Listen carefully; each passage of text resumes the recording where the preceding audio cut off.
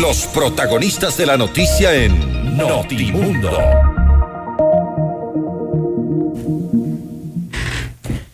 Y a esta hora hacemos contacto con el economista Simón Cueva, ministro de Finanzas, para hablar precisamente sobre la Proforma, y seguramente también abordamos el tema relacionado a los salarios, un anuncio que está previsto ya para las próximas horas por parte del presidente de la República, Guillermo Lasso.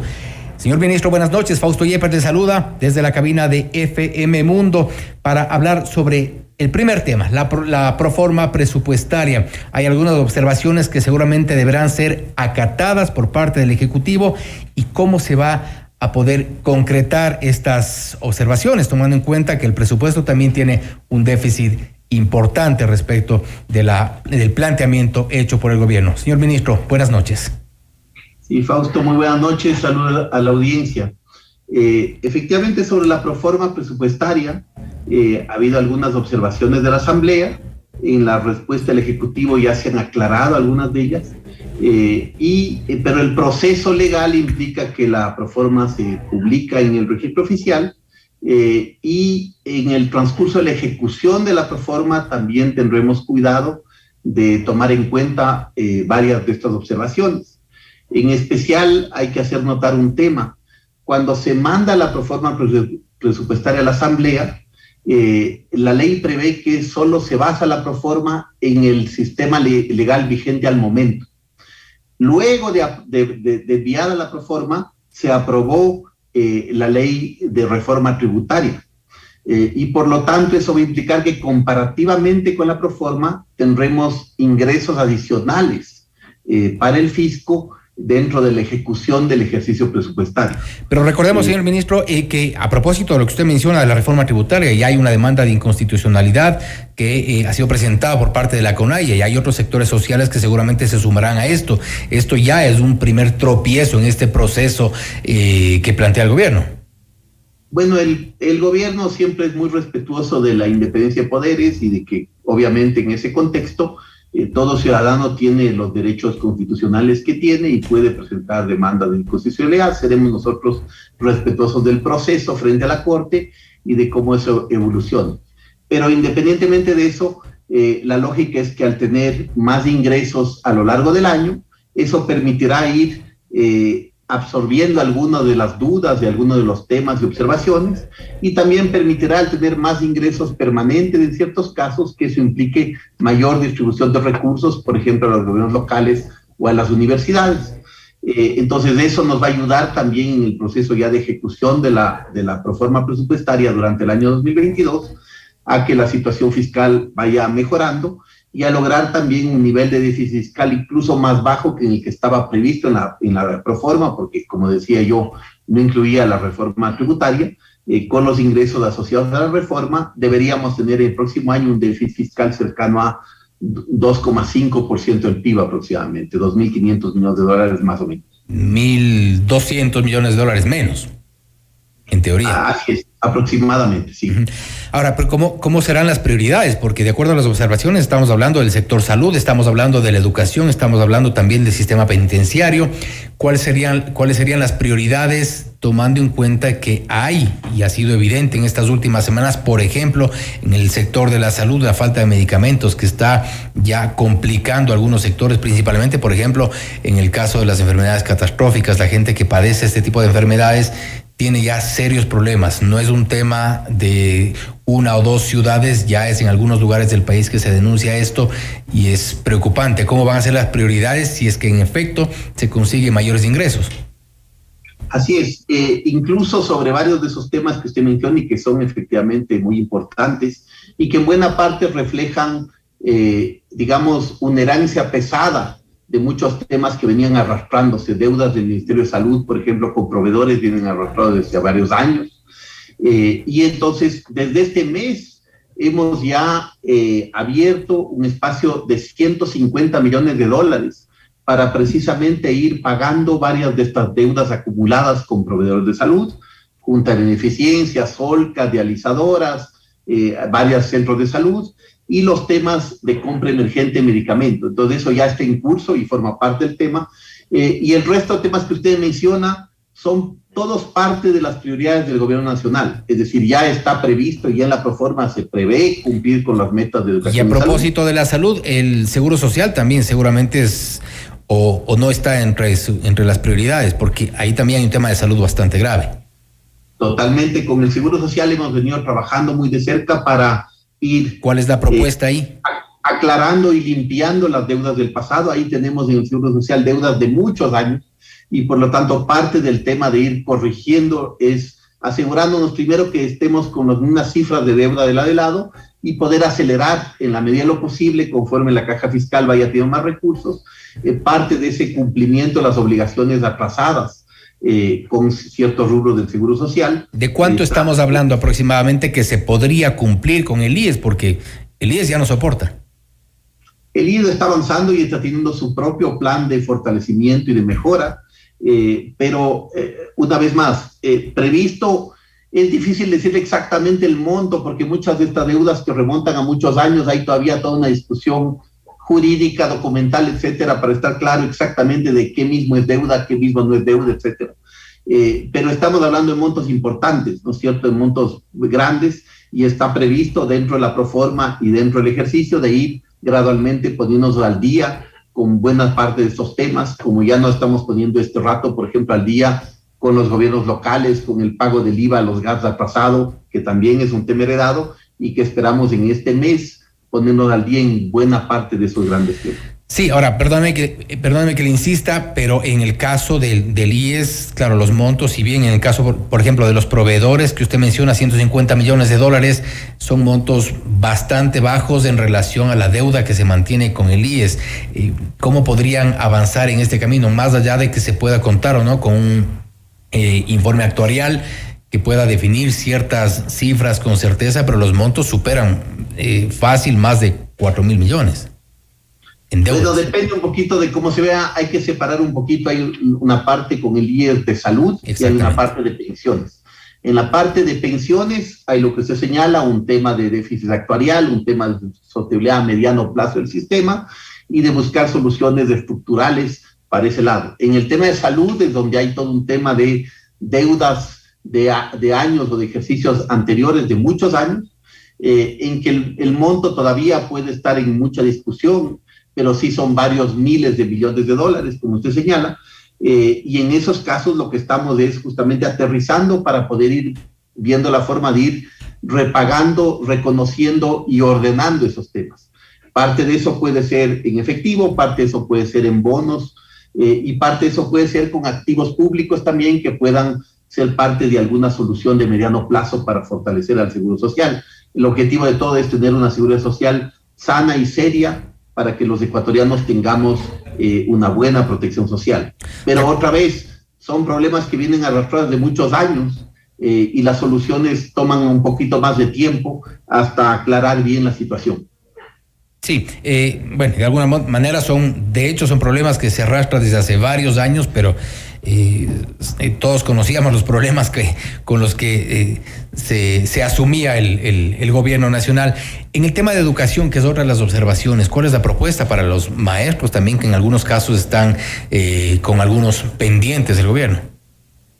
En el tema de educación, creo que la proforma ya tiene una recuperación importante de presupuesto en educación. También se está incluyendo rubros para el tema de incentivos jubilares, que es otro tema que viene arrastrándose desde ya como 4 o 5 años, y está previsto cerca de $230 millones en la proforma para ir cumpliendo gradualmente con estas obligaciones, y es parte del proceso también de recuperación de las escuelas, de recuperación de la infraestructura escolar, forma parte del plan anual de inversiones, grandes temas de recuperación de infraestructura escolar. Y en el lado de la educación superior, la proforma también prevé un incremento, cuando uno compara lo comparable, de las transferencias a las universidades, y una vez más, con ingresos adicionales que pueden venir por la reforma tributaria, eso permitirá también ampliar un poco más las transferencias a las universidades del país. Y hablemos de otra de las observaciones, y es un tema que ha tenido bastante oposición, al menos de lo que se ha visto en algunos sectores, respecto de la monetización de empresas públicas. Se habla de la venta al Banco del Pacífico. Se inició en el gobierno pasado un proceso para poder concesionar. ¿En qué estado está, por ejemplo, en el caso de la CNT? ¿Qué más se piensa vender? Sí, en tema de venta está efectivamente el Banco del Pacífico y eventualmente las torres ligadas a la telefonía, a la telecomunicaciones. En temas de concesiones podría estar efectivamente CNT y algunas de las empresas del sector energético, del tema hidroeléctrica, etcétera. Hay varios de estos procesos, algunos están más avanzados que otros y tienen varios campos jurídicos de procesamiento, dependen de varias entidades del Estado. Pero la lógica es siempre tener, en el caso del Banco del Pacífico, una venta, porque el Banco del Pacífico es un banco comercial, ¿no es cierto?, que está en manos del Estado a través de la CFN en este caso, pero es un banco comercial y lo más sano sería que haya... Pero malo bien es rentable, ¿o no? Es ligeramente rentable, efectivamente, pero es un activo que podría pasarse a manos privadas. ¿Por qué no se vende lo que no es rentable? Por ejemplo, no sé, los canales de televisión. Eso también está en curso de la venta, pero es importante vender algo, un activo de calidad que genere más competitividad y competencia en el sector financiero, que permita que haya capitales extranjeros que vengan en ese tema, que permita haber más competencia y por lo tanto mejoras para el consumidor, en este caso reducción de tasas de interés, mayor acceso al crédito, y al mismo tiempo que esos recursos sirvan no para hacer un gasto del corto plazo, sino para asegurar temas de mediano plazo del país. En este caso, el presidente de la República ha anunciado la intención de usar los recursos de la venta del Banco del Pacífico para un fondo que asegure a mediano plazo la sostenibilidad de los recursos para un tema tan importante para el país como la desnutrición crónica infantil. ¿De qué monto hablamos aproximadamente en el caso del Banco del Pacífico? Es difícil dar números porque eso depende de una auditoría externa, y usted entenderá que si es un proceso de licitación abierta, es sano que haya un proceso abierto y creo que no es bueno que haya un número X que se lance al mercado porque podría sesgar alguna de las posiciones. Uh-huh. ¿Y qué porcentaje estaría avanzado en el caso de la concesión de CNT? Algo que ya se inició, como mencionábamos, en el gobierno pasado, pero como que no despega. ¿Cuál es el porcentaje de avance en este proceso de concesión? Y si es que es la concesión lo que se plantea. Sí, es un área que no está a mi cargo, ¿no es cierto? Está a cargo del tema de telecomunicaciones, que está avanzando en detalle con el tema. Ha habido un nuevo gerente de CNT desde hace, creo que un mes o dos, y están en el proceso de revisión de todos los temas jurídicos y de todos los procesos que pueden ser, porque efectivamente eso se podría avanzar para que en el transcurso del próximo año se pueda llegar a feliz término al respecto. Perfecto, o sea, se entiende que está bastante avanzado. Sí, está en camino y se está avanzando en el tema. Otra vez le digo, no soy el más experto en el detalle muy puntual del proceso, pero está caminando en el buen sentido. Claro, pero bueno, al ser parte de la monetización de las empresas públicas, entiendo que serán recursos que espera tener el gobierno nacional. Señor ministro, le planteo para hablar sobre el posible anuncio que hará ya el presidente de la República para esta noche sobre el incremento, se ha dicho ya o ha trascendido, del salario básico unificado en $25 de incremento, una subida del salario básico que supone también otros incrementos, por ejemplo, décimos, seguros, aportes en general. ¿No desfasa un poco esta teoría o este planteamiento de que con la reforma tributaria vamos a conseguir más recursos, pero si por otro lado ofrecemos $25 adicionales para el salario básico unificado, no va a descompensar esta proyección que tienen? No quisiera adelantarme al anuncio que debe hacer el presidente de la República esta noche. Él ha pedido el tema y preferiría no adelantarme a lo que él va a dar al respecto. Lo que sí le puedo decir es que en la propia ley tributaria hay varios pasos para ir ayudando a las empresas, fortaleciendo muchas de las pequeñas empresas, un nuevo régimen como el RIMPE que facilita su ejecución. temas como, por ejemplo, que los aranceles de hoy en adelante no se basan en el precio total de las importaciones, sino en los precios excluyendo los fletes internacionales, porque los fletes se han vuelto muy caros a nivel internacional, y todo eso está hecho precisamente para ayudar a la competitividad de las empresas ecuatorianas y fortalecer el empleo. No obstante, es evidente, entiendo que no se va a adelantar al anuncio como tal, en concreto, por parte del presidente Guillermo Lasso, pero habrá un incremento, eso es un hecho. Está contemplado, en todo caso, no hablemos de montos, pero está contemplado que este incremento pueda sostenerse con el resto de medidas que se han tomado, el caso de la reforma tributaria, el caso de la Proforma y las observaciones que tienen que hacer, y también eventualmente una flexibilización laboral, porque seguramente habrá algunos sectores que se afecten respecto de este incremento, sea cual fuere, de acuerdo a lo que ha trascendido. Así es, yo creo que el presidente de la República durante la campaña hizo una promesa respecto al salario mínimo. Que es la de $25 que parece que va a decir. Me parece que hizo una promesa sobre los 4 años de gobierno, pero otra vez no quiero adelantarme a lo que vaya a decir en efectivo el presidente, pero sobre el otro tema que menciona, efectivamente el gobierno ha mencionado la intención de avanzar en una reforma laboral, una reforma que permita dar mayores oportunidades, sobre todo para esos 2/3 de los ecuatorianos que tienen un empleo informal.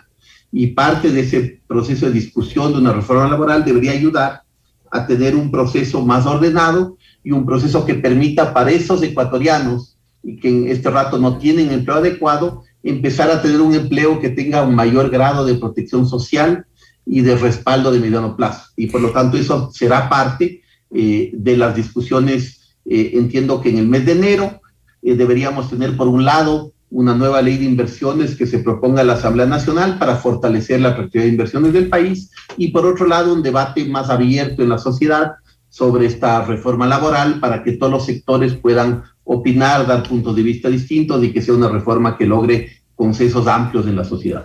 ¿Están conscientes en el frente económico que con un eventual incremento del salario básico unificado podría ralentizarse un poco el incremento de la masa laboral, tomando en cuenta que ha habido una cierta recuperación del empleo, pero esto podría ser un efecto contrario, el que puede ocurrir con un incremento eventual del salario básico?